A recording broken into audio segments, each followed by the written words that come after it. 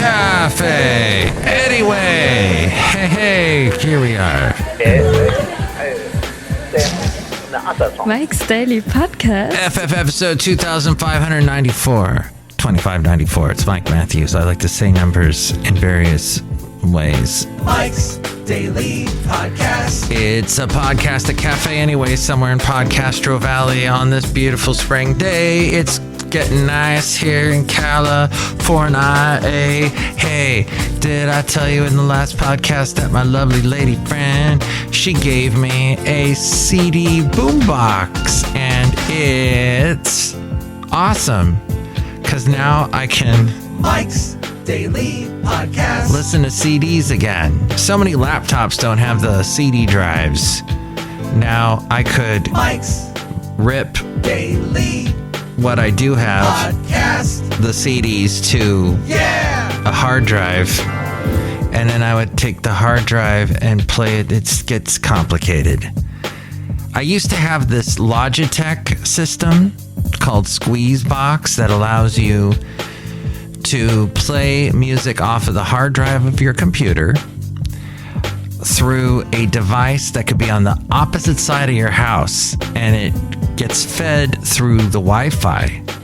And this technology is way over 10 years old, and I use that quite a bit. I would get into things, though, where the song would stop. It would suddenly stop. There'd be no song there. I'd be like, what's going on? So you know what would fix that? They probably fixed that since then, although I don't think the Squeezebox is still in any kind of development or production. But to those of you that know what I'm talking about, perhaps you could correct me. And if you want to, there's my website, MikesDailyPodcast.com, and all kinds of ways to get a hold of me. I was talking a lot about artificial intelligence, and any intelligence would be good in this world in which we live, where there seems to be such a lack of intelligence. But I did ask the Chat GBT in my Bing app on my phone the following question.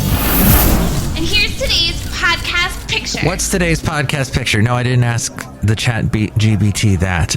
And I'm going to refer to the Chat GBT with the pronoun her. She uses the pronouns she, her, and they. Wait, is that how that works? So, what she did was, well, her voice sounds like it's a woman. I could be wrong, but what she said to me was, I said to her, I want you to write and sing me a song about coming home from work. Oh, the late great Basil the Boxer used to love it when I would come home from work. He'd bark and he'd be happy and he'd bring me a little tennis ball. And then I'd throw the tennis ball and he'd bring it back. And this would happen a couple more times and then he'd be done. Now I have a cat named Rocky, a little kitten, and he comes home and he's all excited and he jumps on this couch and he starts to scale me like I'm a tree and he wants me to hold him in my arms and he's so happy and he's purring. That's what I did. But he actually fetches all the time, this cat. If I'm sitting on the couch, all of a sudden he comes over with a toy, like a little spring or a little ball. He wants me to throw it to him. It's hilarious. So I asked the AI the following question about the writing me a song about getting home. And she starts singing this. She doesn't sing it, but she recites this song. I've been working hard all day trying to make some money, but now it's time to call it quits and head back home to my honey. I'm getting home from work. I'm getting home from work. I guess this is the chorus. I can't wait to see your face and give you a big hug and a kiss. I guess it could work. I'm getting home from work. I'm getting home from work. I can't wait to see your face and give you a big hug and a kiss. Oh, this is the next line. Can he kiss? I'm getting home from work. I'm getting home from work. I can't wait to relax with you and cuddle on the couch and watch Netflix. She rhymed kiss with Netflix. Wow. Netflix apparently did not have the best earnings report recently. And then she says, you're the best part of my day. You always make me smile. You're the reason I get up in the morning and the reason I go the extra mile. I'm getting home from work. I'm getting home from work. I can't wait to tell you how I feel and whisper sweet nothings in your ear. I'm getting home from work. I'm getting home from work. I can't wait to show you how I love you and make this night one to remember. Okay. Thank you. That was a pretty nice song. Listen, by the time you hear this, you're going to hear a couple of things. You probably know a couple things that I just found out. One is that Larry Elder is running for president. 2, Biden is going to announce he's going to run for president tomorrow. This is what I have heard. 3, let's see, Larry Elder. Oh, yeah, he announced it on Tucker Carlson. And he's got a website, elderforpresident.com. I never met Larry Elder, but I work at a radio station that carries him. So that's my connection to that. And the other big news is that tomorrow, which is maybe when you're listening to this, April 21st, it is National Kindergarten Day. Do you remember kindergarten? German word. I vaguely do. Remember, it was like in a little house that was attached to the school. That's all I remember. You will travel into the incredible universe. Let's see. It's also National Chocolate Covered Cashews Day. That's pretty specific. It's actually a couple of very specific things day. National Clean Out Your Medicine Cabinet Day. And National Yellow Bat Day. As in a bat, as in a, like, I guess what you play baseball with. Oh, that was the other big news today. The A's are moving to Las Vegas. And there were so many people in Oakland holding out hope as we go outside a cafe. Anyway, we were bringing Mike's Daily Podcast somewhere in Castro Valley, the last place on earth. Anyway, that they would move to the waterfront. I'm gonna walk on up to the waterfront. Simple Minds, great song. Before they did Hey, Hey, Hey, Hey. Ooh. Jim Cure. And then the waterfront was all excited. It was like, oh, we're going to have the A's here in a big old stadium. It's going to be right on the water. And San Francisco, they've built their stadiums on the water. Well, we can do it too. We're going to do it too. Look at us. And it never happened. Instead, they're leaving the A's. They're not going to be playing by water. They're going to be playing by sand. Dry, hot sand. And drunk casino people that reek of cigarette smoke. And gamble and throw all their money away. Because I'm like very anti gambling. I've just known too many people that have destroyed their lives with it. So you're not going to hear any positivity out of me with that. So, yes, Netflix.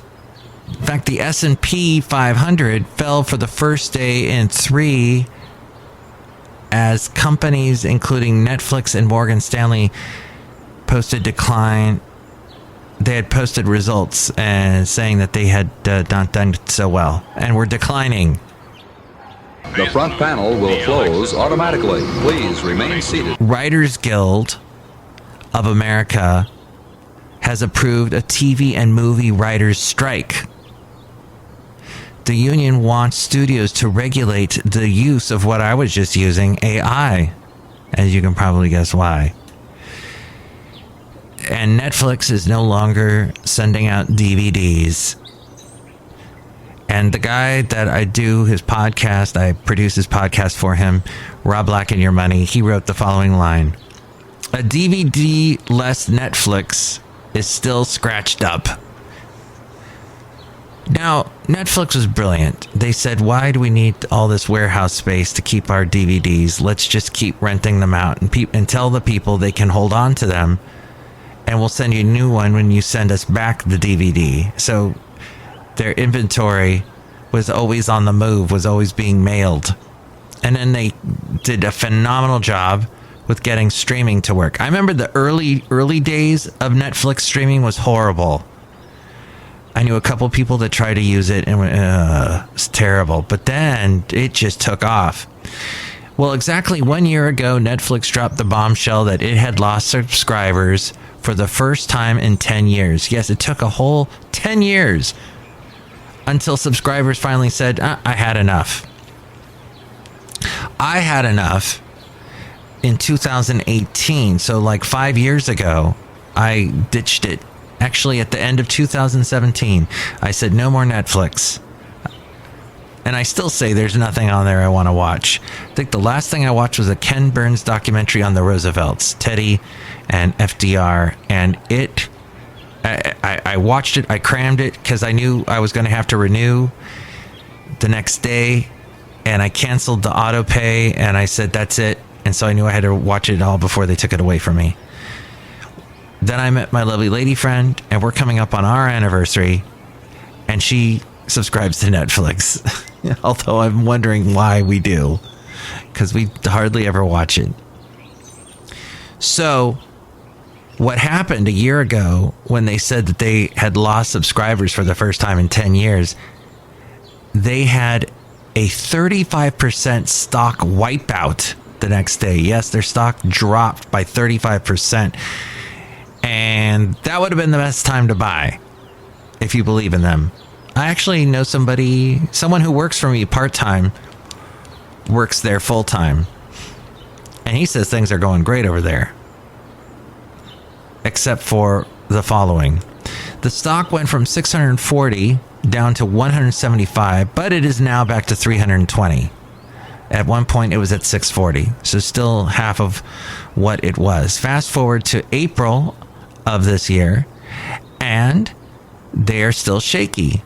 The Micah and Paul relationship post-pod.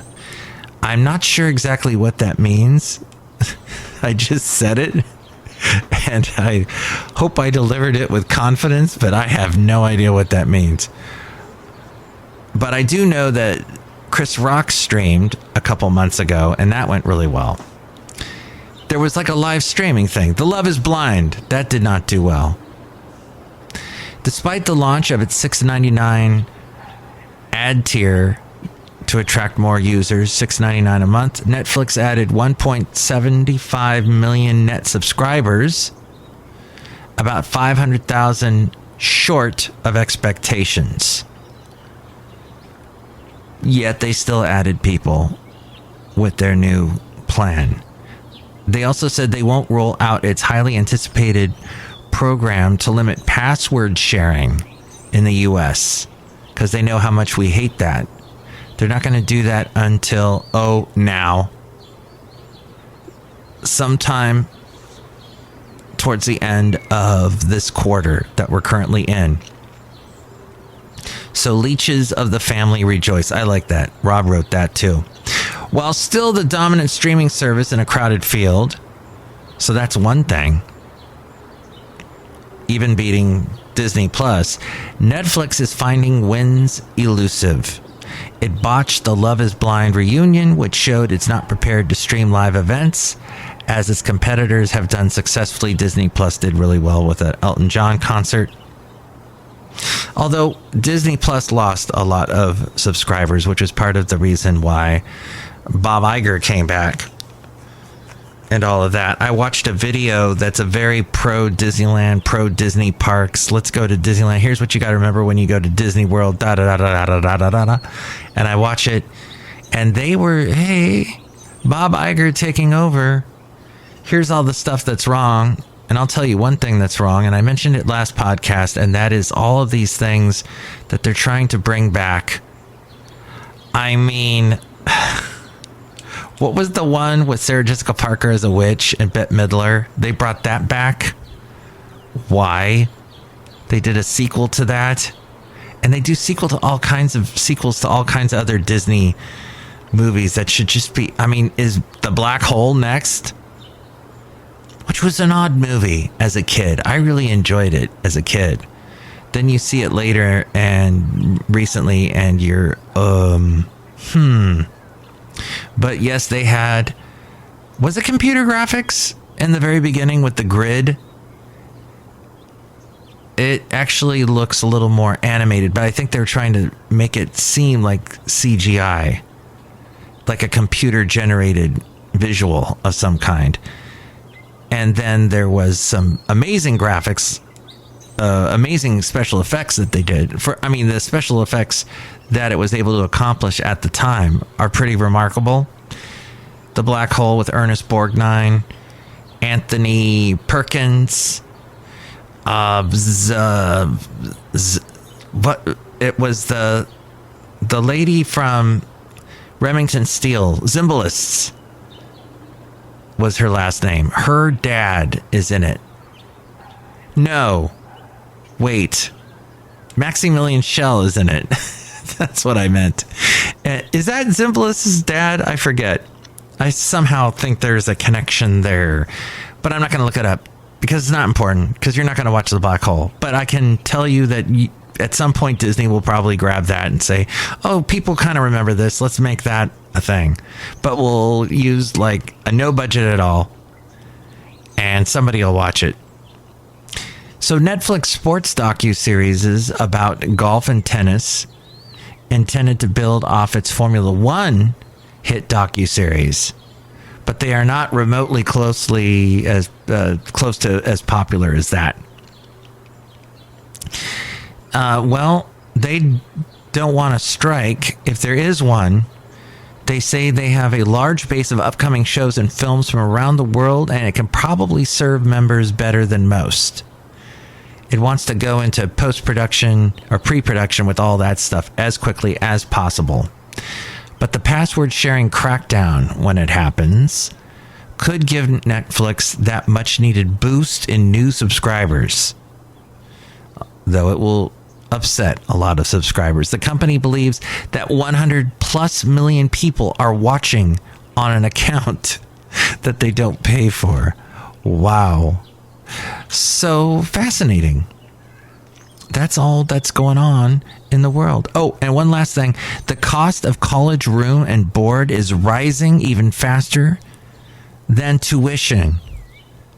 That blows my mind, because I just heard rent was coming down for the first time. But it is causing students to rack up deliriously high student loans, and in some cases leading them to drop out altogether. That's bad. That's bad.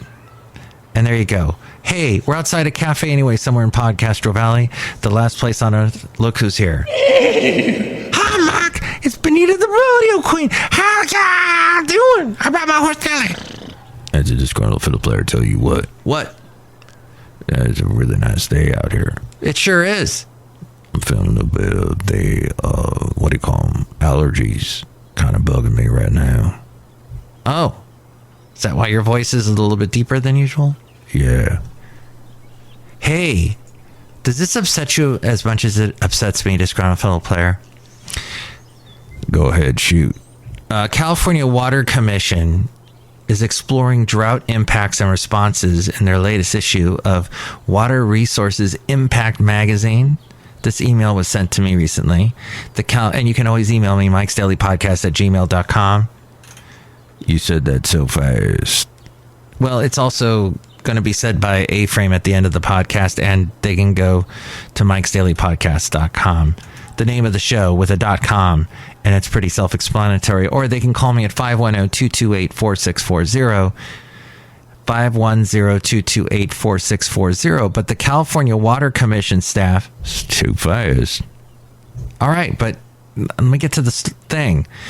The California Water Commission staff has acted as guest editor for 2 issues of Water Resources Impact magazine, featuring articles on the topic of prolonged drought in California. The articles delve into how drought impacts people and the environment, and how we can respond to droughts better, preparing for the inevitable. Yes, if you're thinking exactly what I'm thinking, as like, what is this, the most ill-timed thing ever?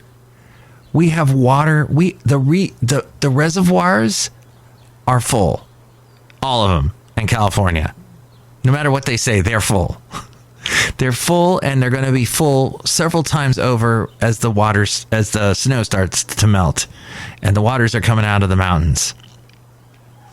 So this is just ridiculous. The California Water Commission is ridiculous. This Water Resources Impact magazine is ridiculous. And the first issue apparently came out in February of this year, focused on water scarcity issues confronting California and the ways these issues impact different sectors. The second issue coming out today, oh yeah, it was 420 too, but that means nothing to me because pot's annoying. So annoying. I hate the smell. But hey, whatever. It's the Bay Area, so I gotta say 420, happy 420. And there you go. The second issue, which came out today, focuses on drought response, considering the options for adaptation. The two-part series complements the Commission's work on strategies to protect communities and fish and wildlife in the event of long-term drought. All right. I'm looking through this, not seeing a dang thing about all of the water that we got this past year and what they're going to do to try to keep the water and not let it just run off into the ocean and disappear. There's nothing to say that. All it's talking about is droughts. And I guess at some point we're going to have another one. Could be tomorrow. But it just... I'm just... Whenever I hear somebody from the California Water Commission, they're always, you're still in a drought. My car just floated away. What are you... Okay. And look who else is here. Oh, am I gonna make the delicious root beer? Has to run now. Oh, boy. Oh, that's fantastic. And is there water in that root beer? Yeah, okay, drink it right now. I'll cut you. Oh, boy. Yes, so it's the Brewmaster AI. He just says things that it's already pre-programmed. I can say other things, like it's the end of the podcast, and here's the A-frame. Oh, boy. Mike's Daily Podcast is written and produced and performed by Mike Matthews. His podcast is super easy to find. Download or listen to his show and read his blog at MikesDailyPodcast.com. Email Mike now at MikesDailyPodcast@gmail.com. See you tomorrow. Bye.